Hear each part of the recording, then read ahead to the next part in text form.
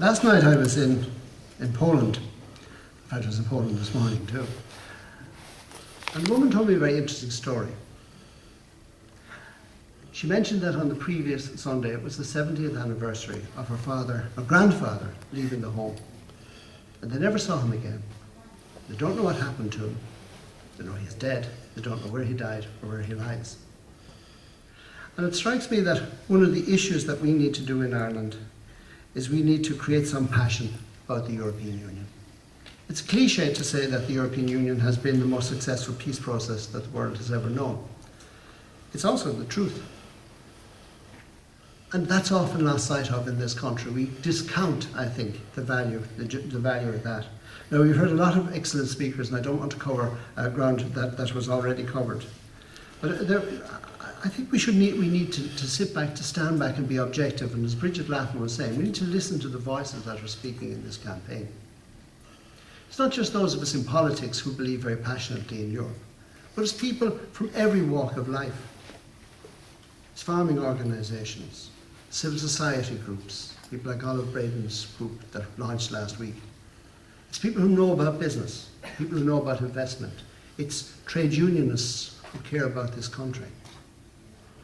If you think about the journey that we have made, since myself and John Fitzgerald, it's a pity John is gone, myself and John both worked at economic forecasting back in 1972, one of the things we could never have done, ever in our wildest dreams have done, is forecast the journey that this country made. And if you think about the journey that we made, from one of the poorest to one of the richest countries in Europe, a country that saw its future in terms of emigration to a country that now depends on immigration.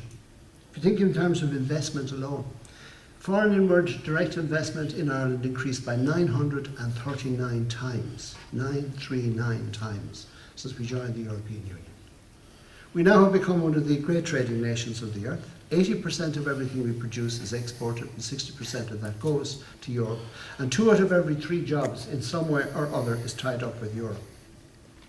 We need to listen to the people who are out there who are asking us to please consider the vote we take in our own interests. People like Paul Duffy, the president of the American Chamber, vote for Lisbon as a vote for jobs. Paul Rellis, the head of Microsoft in this country, and Ireland at the heart of European Union with reformed, strengthened and more accountable institutions is infinitely preferable to becoming a semi-detached and an obstacle to common progress. Or Pádraig Walsh. Or I could go on, and I could go on. It's getting late.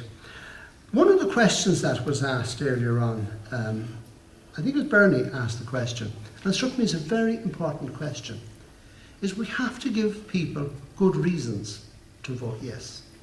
And I'm going to give you just a few. If we vote yes on the 2nd of October, on the 3rd of October, Europe is going to be a much more democratic place. When the president, the past president, Pádraig of the European Parliament, was in the Shannon Chamber last year, he said he could never have foreseen in 1979 the European Parliament playing such a central role, a key role in the decision making. I was on a platform in Tunisia last night with Mr. Buzek, the new president of the Parliament, and he was making the same point. So if we really care about democracy in this country, we can strike a blow for democracy by voting yes. It's that simple. If we want Europe to be democratic, if we want it to be more open, more transparent, more efficient, we vote yes. And it's not just, of course, that European Parliament that gets more powers. One of the reasons, Michal adverted to it but didn't quite touch on it, one of the reasons we have to hold a referendum on this occasion, one of the reasons is because this treaty makes our Dáil and our Seanad more powerful than even Bunloch na hÉireann made them. And I think that's extraordinary, that we have a treaty, which is sometimes accusations regarding in democracy is it, that will actually improve the lot. And as Bridget says, it also for the very first time, something that is unique in the institutions or in the constitutions of the 27 member states, it gives the citizens a real say.